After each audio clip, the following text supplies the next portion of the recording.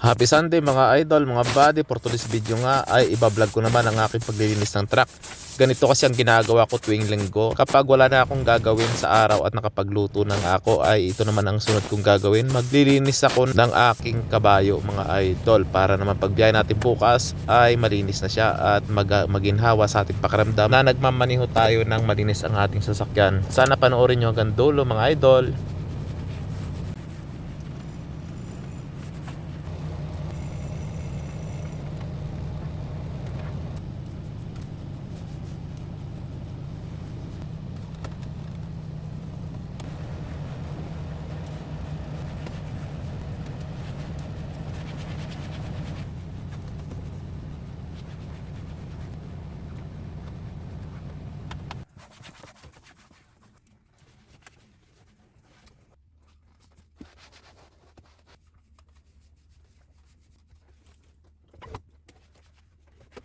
Masarap magmaneho kapag alam mong maayos yung sasakyan, di ba?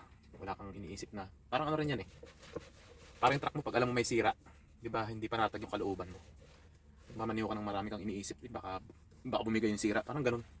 Ibig sabihin, pag malinis ang sasakyan mo, okay, tiwala ako sa sasakyan ko. Malinis siya at wala siyang problema sa makina. Parang rin exercise to mga idol na naglilinis tayo ng ating mga kabayo. Parang ano, kumbaga sa ano, parang ano lang, nagbo-burn ka ng fats. May benefits. May ginagawa ka, may benefits yung ginagawa mo. Healthy ka pa. Tama? Eh di niyaw. Pagkatapos ko nga palang punas ay meron tayong pampakintab naman ng dashboard. Pakikintabin natin yan. Medyo nainitan ako dito sa pagpupunas ko, kaya hubad tayo ng jacket. Ayan, magpupunas pa tayo mga buddy.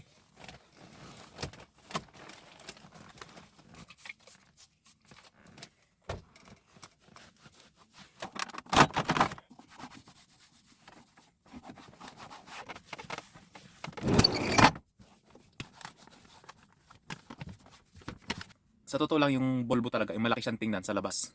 Pero pagdating mo sa loob, hindi siya ganun kaluwag. Medyo masikip dito sa loob, lalo itong dashboard niya, dahil yung dashboard niya ay malaki yung kinain niyang space dito. Kaya itong gitna na to medyo pakitid na. Hindi katulad sa ibang truck na hanggang dito rin dashboard niya, hati na to, wala, bakante na to rito. Dito medyo masikip talaga. Yun lang kaibahan ng Volvo, madaya siya sa labas, sa loob medyo makitid yung loob niya. At ito nga, tapos na tayo maglinis ng ating dashboard ng loob ng truck. Ito naman ang ating sunod na gagawin. Magpapakintab naman tayo ng dashboard. Yan. Ito nga pala ay black. Napakaganda nito dahil matagal ang kintab nito ng ating dashboard.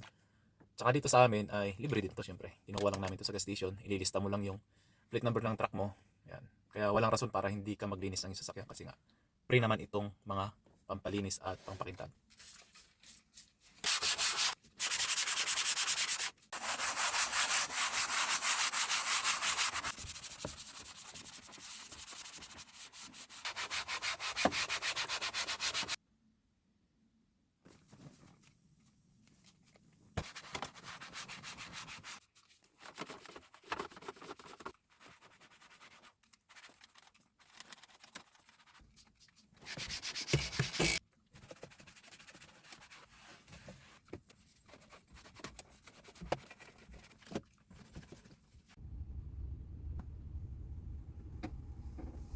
Ayan nga mga idol, natapos na natin yung ating paglilinis at pagpapakintab ng ating sasakyan mga idol. Kita nyo naman, napakaganda, napakalinis.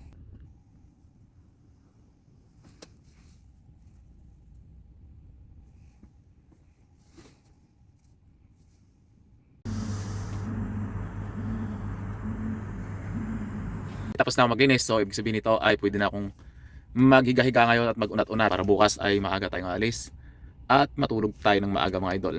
Happy weekend at salamat sa inyong panonood sa aking vlog. Thank you, bye-bye!